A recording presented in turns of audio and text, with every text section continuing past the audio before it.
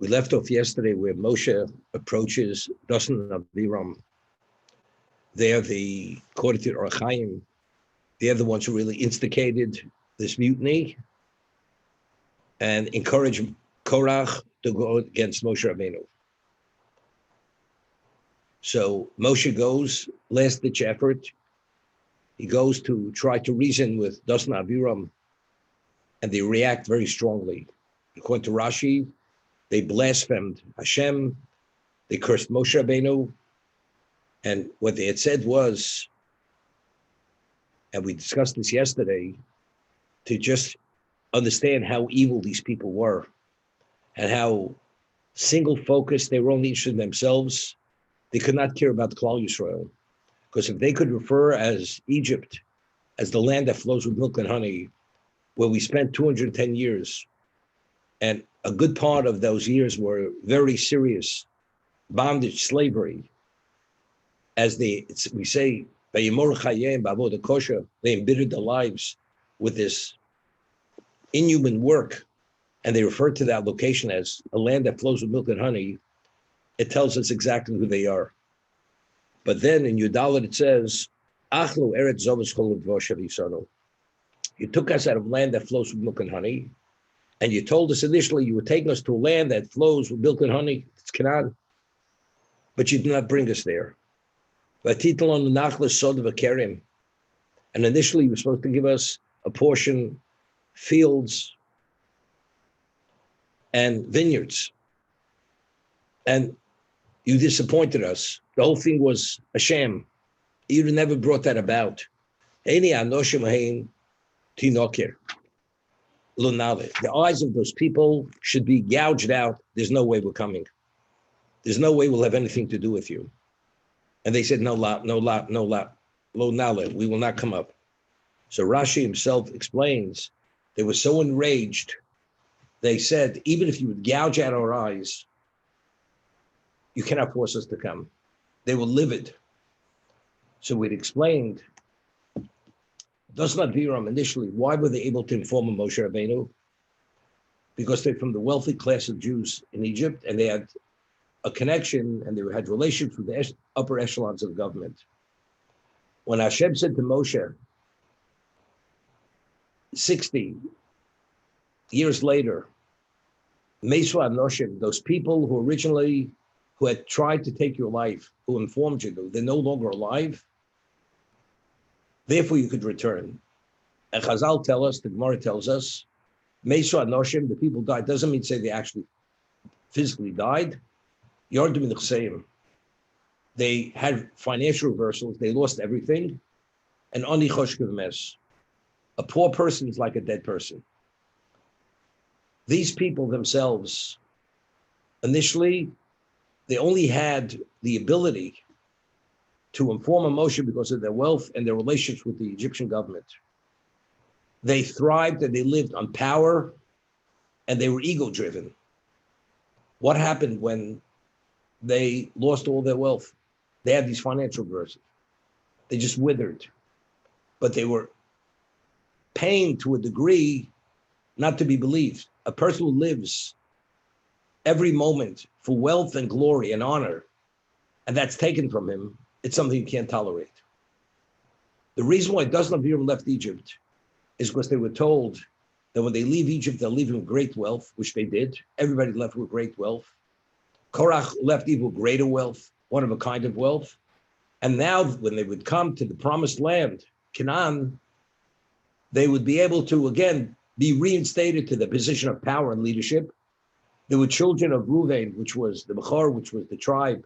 He was the firstborn. And now they'll be able to lord over everybody else. As a result of the Chet HaMeraglim, all of a sudden, they're doomed for the next 39 years to wander. And anybody between the age of 20 and 60 is going to die. So all their dreams and of glory and power evaporate in a moment. The only reason why they left Egypt initially, as we explained, and did not die during the days of darkness, because they were interested in leaving. Because this was their only hope of life, to be reinstated in a position of power. Now, all of a sudden, by what happened, their balloon is burst. The wind is taken out of the sails. They're going nowhere. They're livid. They cannot tolerate Moshe Rabbeinu. We will not come up. Even if you would gouge out our eyes, we're not coming to you. They despised Moshe to his core. Because Moshe, even as the prince, the adopted prince of Paro, they had difficulty dealing with. Because when he rebuked them for one trying to strike the other, they said, "Who are you to tell us? Are you a judge? It's not enough that you killed the Egyptian." So they themselves went and informed on him. Because they could not deal with the competition. Moshe, being a Jew and being in a more powerful position than they were going to clip his wings, even to put him in the position to have him killed, that Moshe should not be more influential, more powerful than they were. This is what these people were. They were ego-driven. Only thing that meant to them was power and their honor. And anybody who competes with them, they'll do whatever they can to destroy them. As a result of that, that's why they wanted to destroy Moshe Rabbeinu. And now they believe they're going to be reinstated to their covet and their power and their glory. And now it evaporates in a moment. The Sefarno explains over here, when they said, even if you would gouge out our eyes, we're not coming. Visual is what we see, we understand seemingly. You say seeing is believing. They said, Moshe Rabbeinu, you're not going to dupe us again. You're not going to fool us again. You fooled us once. You're not going to cause our eyes to be gouged out because we see. You're going to convince us again somehow to embrace you as the leader. That mistake we're not making again. Even if you would gouge out our eyes, I mean, the ability to see, we don't want to deal with you. Because again, you're going to deceive us and you're going to fool us. Therefore, we want nothing to do with you. And therefore they said, Lo Nale.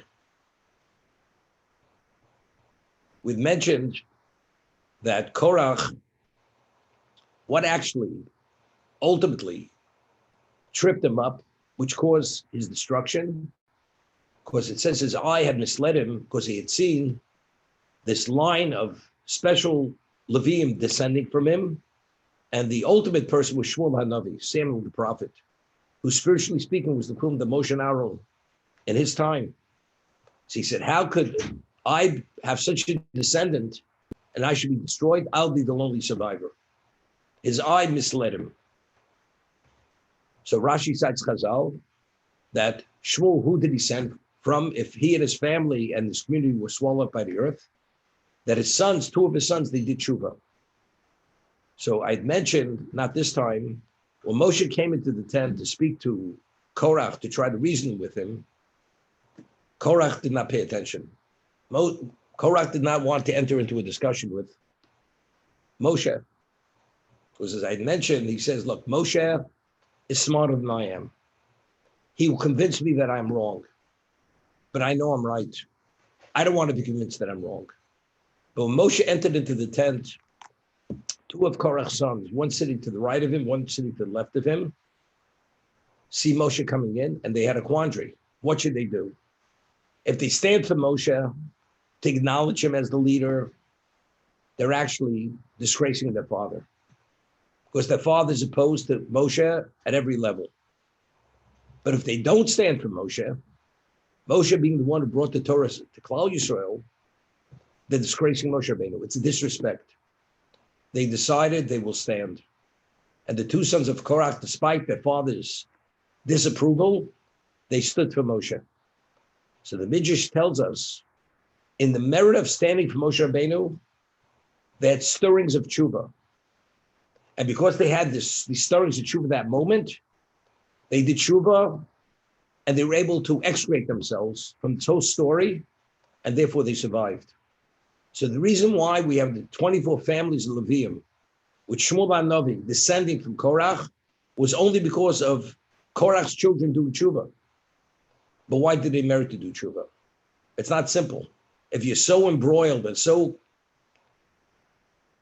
embedded and immersed in this mutiny, how do you have a level of clarity or the inner strength to pull out of this?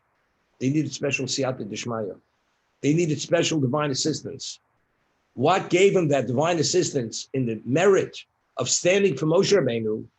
Hashem allowed them to have stories of tshuva, and that in the merit of that, despite the fact that they disgraced their father, they stood for Moshe Rabbeinu. And that merit, Hashem gave them the stories of tshuva, and because of that, they did tshuva, and that's why Shmuel HaNavi descended from them, and they survived this terrible tragedy over here. So we see from there, it's not so simple to do tshuva. You have to have special merit. So, as I always say, anybody today who especially becomes about tshuva, he has some kind of merit from somewhere. Either it's his own merit, a merit of an ancestor, that to be able to see or have a sense of feeling that you want to gravitate to where you should be, you need special siyata dishmaya. Otherwise, it doesn't happen. Humanly, it's impossible to happen. Within the physical realm, it's impossible. You need special divine intervention to touch that person, and only then is he able to do tshuva. So in the merit of standing and disgracing their father, that's why Shmuel HaNavi came about. But if they would have chosen not to stand, could you imagine? The world would have never had Shmuel HaNavi. He would have never descended, would have never come into being. So it's only because they made the right choice, as difficult as that choice was, they merited to do tshuva, and therefore Shmuel HaNavi came into being. But Korach would never believe that his children would pull out. And therefore we say, Eino Itoso, his eyes misled him. And through his divine eye, he saw Shmuel. I will be the lonely survivor. Little did he know that lone survivor has nothing to do with you. It has to do with your children, because to the contrary, they're going to side with Moshe Rabbeinu, and because they chose to acknowledge Moshe Rabbeinu, they merited the sense of how wrong it was, and that spurred them on to do tshuva.